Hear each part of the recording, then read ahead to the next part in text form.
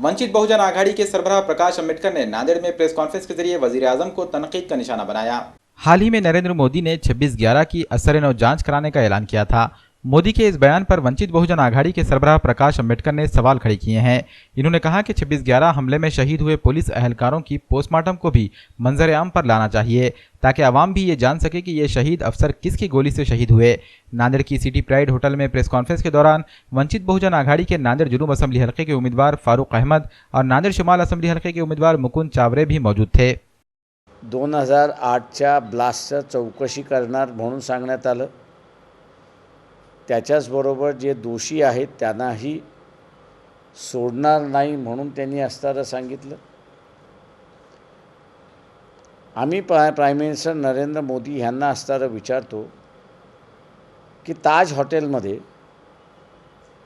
सगळं तपासून जातं, अशा परिस्थितीमध्ये गोळा बारूद गेला कसा याचं त्यांनी उत्तर द्यावं। दुसरं जे आहे हत्यारं गेली कशी त्याचं असताना उत्तर देण्यात यावं।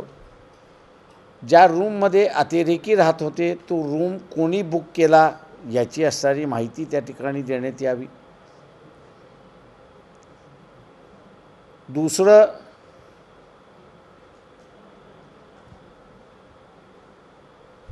जी काही जजमेंटमध्ये माहिती आलेली आहे निकम साहेबांनी चालवलेल्या ह्याच्यामध्ये, त्या ह्याच्यामध्ये दत्तात्रय साठे यांना कामा हॉस्पिटलमध्ये गोळी लागली, बाजूला गोळी लागली इथपर्यंतचं वर्णन आहे। पण आम्ही प्राईम मिनिस्टर नरेंद्र मोदी यांना असताना विचारतो की हेमंत करकरे, कामते, सालस्कर हे 3 मोठे पोलीस अधिकारी आहेत आणि 5 कॉन्स्टेबल आहेत।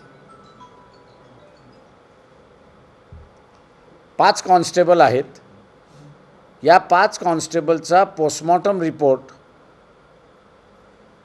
हा लोकांसमोर यावा हे महत्त्वाचं आहे।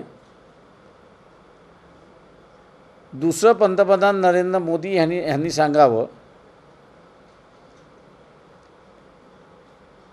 की ह्या 3 पोलीस अधिकारी आणि 5 कॉन्स्टेबल यांना AK-47 ची गोळी लागली की त्यांना अजून कुठली तरी गोळी लागली। त्याच्या पुढे त्यांनी असताना जाऊन हे सांगावं ती गोळीचा मेक कुठला होता, made in India, made in Pakistan, made in कुठल्या कंट्रीमधली होती याचा त्यांनी खुलासा त्या ठिकाणी करण्यात यावा। चौथं जे आहे, एक टॅक्सी ड्रायव्हर पकडला गेला होता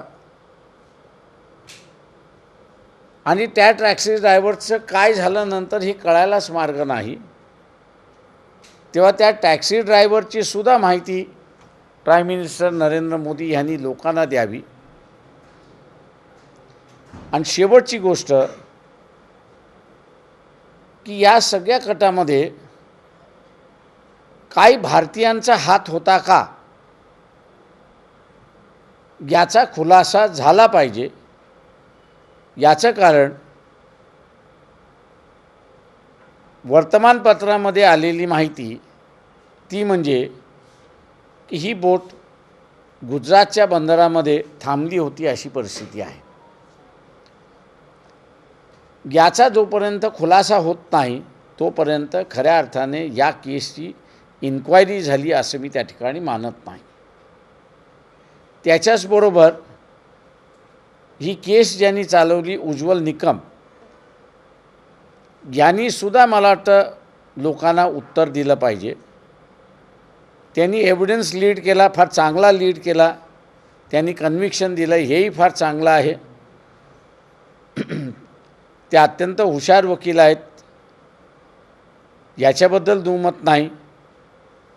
व्यक्ती म्हणून सुद्धा फार चांगले आहेत, माझे चांगले मित्र आहेत त्याच्यामध्ये।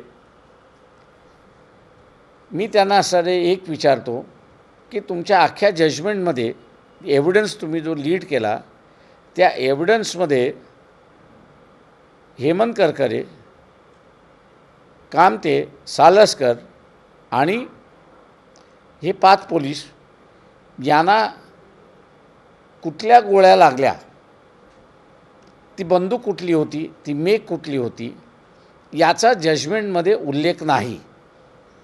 आणि म्हणून ॲडव्होकेट उज्ज्वल निकम यांनी सुद्धा ह्याच्यावरती प्रकाश टाकला तर अधिक चांगलं होईल असं मी त्या ठिकाणी मानतो. मुंबईतल्या जनतेला मी आवाहन करतो आहे की पंतप्रधानांनी 21 तारखेच्या अगोदर हे उत्तर दिलं तर अधिक चांगलं आहे.